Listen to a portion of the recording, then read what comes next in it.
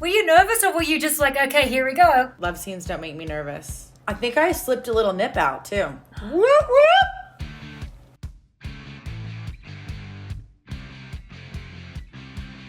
Okay, I want to do this thing it's called 10 firsts. It's Okay. just dumb. It's very dumb. It's not dumb. I It's actually love quite dumb. It's, Dumb I is know fun. you love dumb. No, dumb is a compliment. First drink you order. Dirty martini. How Really dirty. Soiled? Almost. I don't like when they're like brown, but I like when you can see the dirt. How many olives? I get 3 olives and then I get them on the side. Yeah, for snacks. The other thing is I am a absolute like die-hard wine, and I love my Montrachet's. I love my white Burgundy. Love a Super Tuscan. I love an Italian big red. I mean, why have a Tuscan when you can have a Super Tuscan? That's what I say. First big break.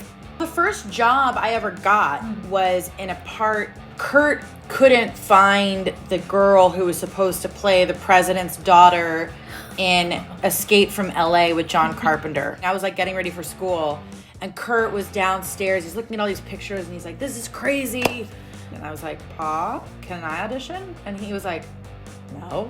And he had to think about it for like 3 days, and finally he's like, "Okay, you want to audition?" And I was like, "Yeah." And I went in and I got to audition for John Carpenter, and that was like a big deal. I'm such a John Carpenter fan. Right. But Almost Famous was my big. I mean, that made me a more of a household name. First love scene. My first love scene was with Stuart Townsend on this little film I did in Ireland called About Adam. I think I slipped a little nip out too. Whoop whoop. Were you nervous or were you just like, okay, here we go? Love scenes don't make me nervous. I just don't like when guys are presumptuous. I like when I'm working with a guy who's really like mindful and careful and wants me to feel comfortable, and then it's like fine. Right. But when you're working with someone who's not like that, you're a little bit like, okay, let's go have a conversation. Here's how this is gonna work. Your hand's gonna go here and I'll get the nip out if I want. Stuart Townsend on a rooftop, Ireland, 1 nipple, not 2. I think it was 1 nip. It's good. It's the entry level. I think Almost Famous was only 1 nip too. Was it the different nip? I think it was the same nip. There's nip's- something about that nip. More. I think it also is the same nip that produces the most milk. You know, it's my most famous nip across the board. First time you felt like a successful actor. I know when I felt like like I was a movie star. I went into a building. I think it was when I just announced I was pregnant or something. And I was walking out of the building, and they had to shut a street down. It was literally like, what's happening? And they were like, you're in the building. And I was like, wait, none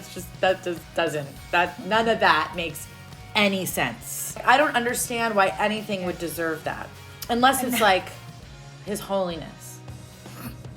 First time you owned your shit as a working mom. I think it's just happening. I'm just now getting to that point where I'm tired of pretending that certain things look the way that they look when they don't. That comes with getting older too, doesn't it? Just like, I don't have time for this. And I don't have time for things anymore that aren't okay.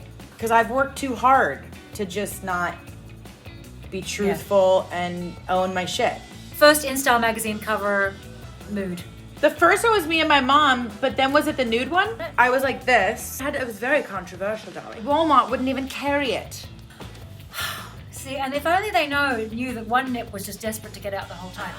First time you realized you had famous parents. I do remember feeling like, why do people like them so much? You see it more as a distraction to like what you're doing as a kid than actually recognizing that they're famous.